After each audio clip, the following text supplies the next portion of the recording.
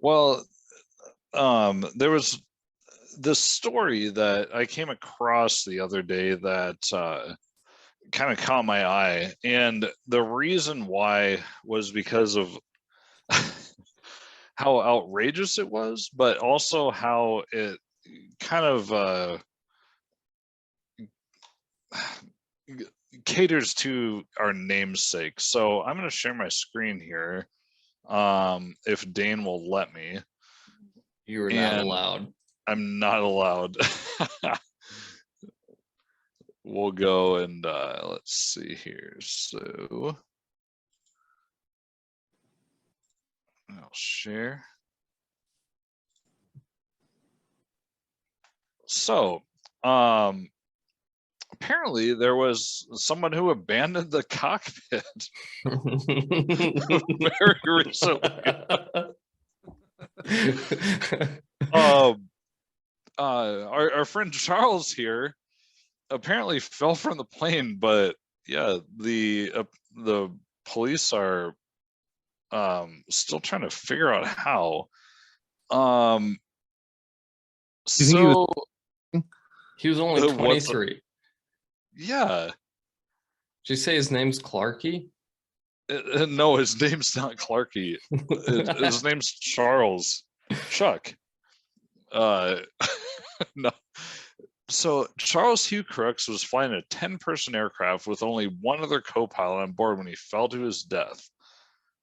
It was unclear whether he fell out or jumped out. A recording of a 911 call. Pushed out. Yeah, like what happened here? His co-pilot's like, yeah, he just jumped, but in reality, he threw him out. Yeah, like what? Like I'm very, very confused on what's happened here. It says we have a pilot that was down to the field. The controller said on the call, and his co-pilot jumped out of the aircraft. So they like the controller is relaying that he jumped. He made the impact to the ground. Here are the coordinates. Darshan Patel is apparently the management chief. Authorities say the plane suffered damage to its fuselage and landing gear at some point. He did not have a parachute. His body was found after a family reported it landing a stone's throw from their house.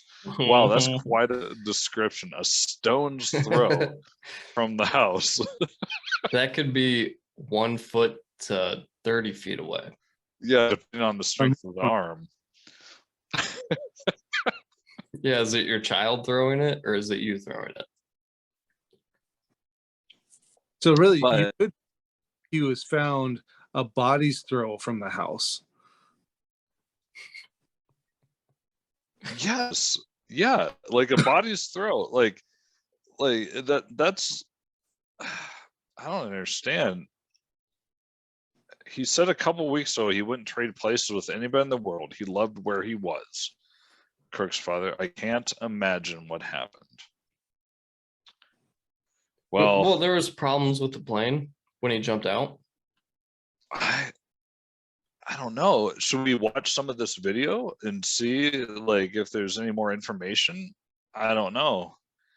How did I know last time that I tried to watch a video, it didn't really share much of the audio, so I don't know if can you guys hear it? Who was Alec Baldwin? Did Alec Baldwin push? I mean, he's killed somebody before. Yeah. We can't hear it. I got a quick question. Do they have to draw like a chalk outline of the body, or do you think the impact left a good like silhouette? I'm sure it wasn't. I'm sure he was in more than one piece. Oh, okay. I thought maybe he hit like a grassy section of the lawn and just like pushed it down like, a few inches in the shape of his body. I'm pretty sure you're going to splatter. That video was messing with the bandwidth. It was like getting really choppy there, but yeah. Okay. Well, so stop the share. Oh, did it stop? Oh, okay. 8% of your memory. There we go. But yeah, that story was like, here is a pilot who literally abandoned the cockpit. Apparently, we don't know how, but what a crazy story, man. And I think I saw it was like 35,000 feet was when he jumped, something like that. Or not 35,000 feet, 3,500 feet, excuse me. 35,000 feet would be like you're dead giant. either way. Yeah. I don't know. Well, you know what they say, like for Brittany Grines, in Russia, cockpit abandons you.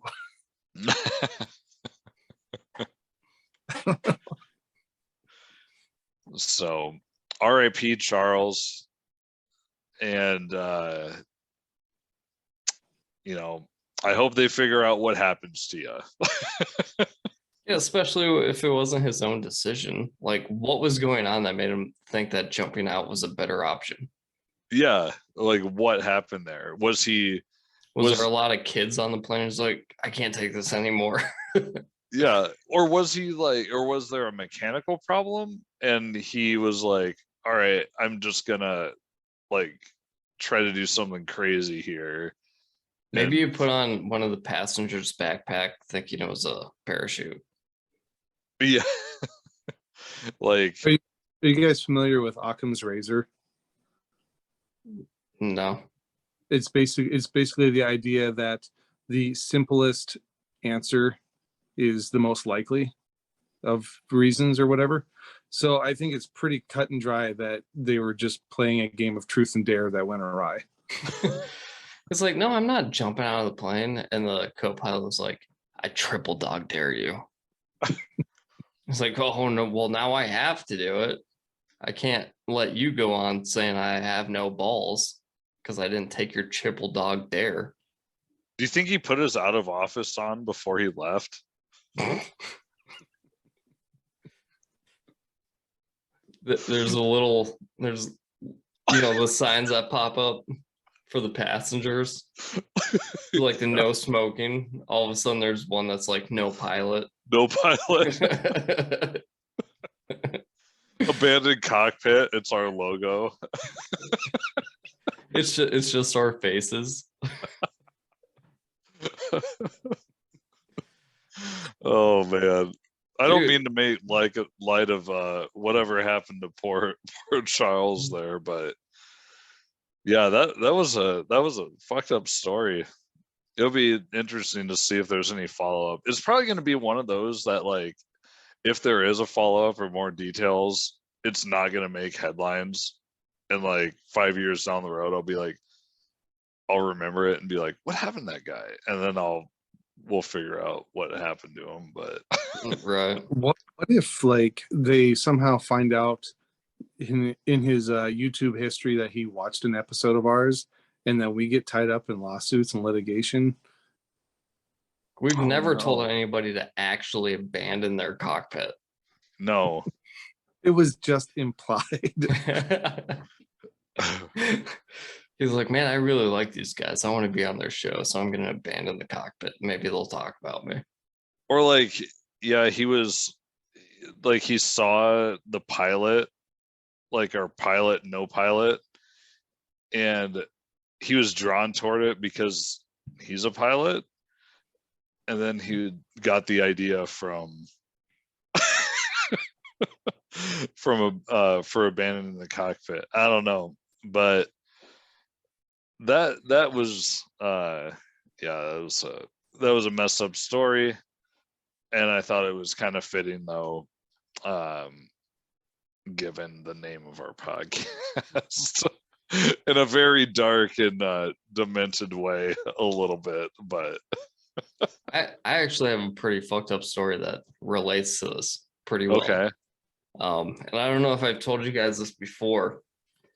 We might have even talked about it before, but we were training at some school that we were at. It was on Pendleton, and there was planes flying by and guys were jumping out the back of it, but it was like if I'm remembering correctly, it looked like their parachute was hooked up to the plane, so it pulls it out, as they jump, and they don't actually have to pull anything themselves. And we're just sitting there taking a break, smoking, hanging out for a little bit, watching these dudes jump out of the back of the plane, and all of a sudden something flies out the back, and there's no parachute, and we just watch it fall. We're like, what the fuck is that? Like, why isn't there a parachute? Like, man, I hope that's not a fucking person. Did something just fall out the back of the plane? And we were all kind of like, fuck, man, I hope that wasn't a Marine. And we didn't really think of anything of it after that initial thought. But like a week later, we found out that there was a malfunction with the parachute, and it was the guy that jumped out of the back of the plane. Oh shit. So we watched some dude just fucking fall. Did you and you watched it the whole way down too? Like, you're like, what the fuck? We saw him splatter. No. No, yeah. I mean, we watched him for a good while, they were pretty far off. Yeah. But eventually it went behind trees and we never saw, like, it's not like we saw anything hit the ground or anything, they were a ways off, but it was close enough for us to see all the guys jumping out and then wonder if that thing falling out of the plane was a person or not. That's crazy. Yeah. Luke, do you remember hearing about in Russia? I don't know if it was World War II, where instead of using parachutes, they were just trying to fly very low and very slow and drop their soldiers into snow. No, I didn't hear about that. Really? Yeah, that's definitely something I've heard about. I mean, I can't verify if it's 100% true or not, but like that is a story I've heard. What a shitty idea. I can almost understand doing that in the water. Almost. I still think it's a really stupid idea, but it would make more sense than a foot of snow. Well, yeah, I don't know if in Russia they probably have 6 feet of snow, big fluffy piles of snow. The water, if you fall from too far, that's like hitting freaking concrete. I know. They're like, well, the chance, that there's like a giant freaking like wipey ass tree underneath or a branch underneath that. No, it's not. Like, dude, I bet dudes got fucked up doing that. Like, not even like hitting tree branch, just like rocks, and like you can't see that, so they're just like, man, the percentage of the guys that are gonna get fucked up are gonna outweigh the percentage that can still like shake it off and be combat ready. I mean, it's really tactic by the Ruskies. Yeah, that's pretty par for the course, really, in that. Even if a plane's going really slow, how slow is it actually going? It's for like a plane that's like barely staying in the air. Can you imagine if me and you were on that plane, Bjorn? Like, do you think we'd be drinking vodka? Probably. Like, I would have to probably almost be laughing too. Just be like, what the fuck? You watch Bjorn hit the ground. Flip. Do a flip. You watch Bjorn hit the ground and just explode. You're like, I'm not doing that. Yeah, I'm not doing that. Why are all the spots in the snow where they're landing red?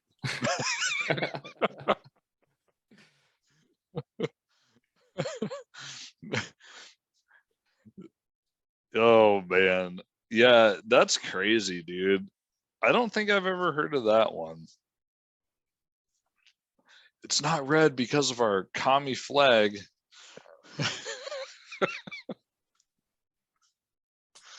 Oh Jesus.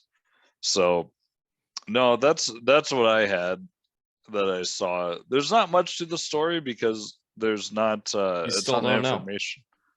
Yeah, there's not a ton of information yet about what happened, but I'm gonna keep tabs on that one and see if they come out with any more stuff, if they figure if he jumped or if there's something more nefarious there. but I don't know. Maybe the pilot was just so unbearable he had to get out of there. Yeah, he was just like, I'm leaving now. Like, I'm off work. I'm done. Like, I was supposed to work from 8 to 6. It's 6:15. No, you gotta stay until we land. No, I don't. nope. I'm done working for I'm done working for the day. Yup. Kind of like when we were in Spanish class, Dane, that one time, and we're like, it's lunchtime. Mm-hmm. We're just gonna go. I think we did that so much. One time when we left, he asked us if we were gonna go eat. I think he did. And we were like, no, I actually think that day that he asked me, I had a soccer game that I had to go to. So I think I had a legit excuse that day, but That was, yeah, that was pretty funny. For people that don't know, Dane and I were in a class with a Spanish teacher that was pretty hilarious. And it sucked, dude. it did really suck. Trabajar, you say? But we legit, it was like over the noon hour, and Dane and I, we would just get up and leave in the middle of class to go to lunch. And this wasn't like a big classroom. This was a classroom where There was like 10 of us. yeah. We would just stand up and walk out. Dude, there'd be times where the guy was walking up and down the aisles, the rows talking, and Luke would just be like, balls. Balls. Balls. See, Loud. I used to get up and leave class too, but that's because Luke had me laughing so freaking hard that I couldn't contain myself, that I would just leave my stuff and just get up and leave and walk out the door and come back after class to get my stuff, because it was just like, I'm gonna make a scene. Was he talking about balls? Just he's I got to the point where I would refuse to sit next to him. Yeah, we couldn't sit next to each other at like important events. And it was almost to the point too where like even like eye contact couldn't even happen if you were somewhere else. Like I couldn't even look at you. Like if you just looked over at me, and I would just be like, I don't even know what I did. I think you're just like, I can't. You remember when we had to hold hands in a prayer circle in choir? Oh God. The president of the choir had to like issue an apology for his behavior For and drinking. people were like crying. I don't know if it was just him crying or whatever, but holding hands with you guys, we were shaking so hard that I had to leave again. I had to go in the bathroom and just die laughing. You left, and I remember like you broke out of the circle of the hand holding, and I remember just seeing you like going back in the bathroom, and you were like involuntary movement spasms. Like on your way into the bathroom trying to hold it in. And wasn't someone else in the bathroom too when you came in there? I can't remember, but no, I was alone, but then somebody else came in and joined me laughing. Yeah, because it was like me, you, and Marks. You And guys leave together holding hands still. and I just remember like it was happening. I could just feel it was just like a shake. Everyone was shaking because they were trying not to hold back laughing during this moment that the person that was like spilling guts over getting caught drinking in choir was crying. And it was the most hilarious thing in the world because all of us drank in choir. The fact that you guys had to hold hands while he apologized is fucking hilarious too. I went, I remember I made it longer than you did, Bjorn, but I remember I went in the bathroom because I needed to just like let out a belly laugh too. And I walked in the bathroom and you were just like full out just and it felt so good to let it go because we were all trying to hold it back, man. It was bad. It was really You'd bad. make me, wouldn't even be eye contact. Like I'd be looking this way and I can see out of the corner of my eye just your face, but like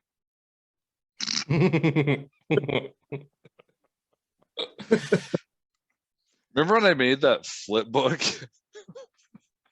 yep. I do. Oh, that was, yeah. I used to do all kinds of things to make people laugh in choir.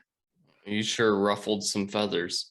Ruffled some feathers, but Hey, don't let me forget on Tuesday I can wear pants.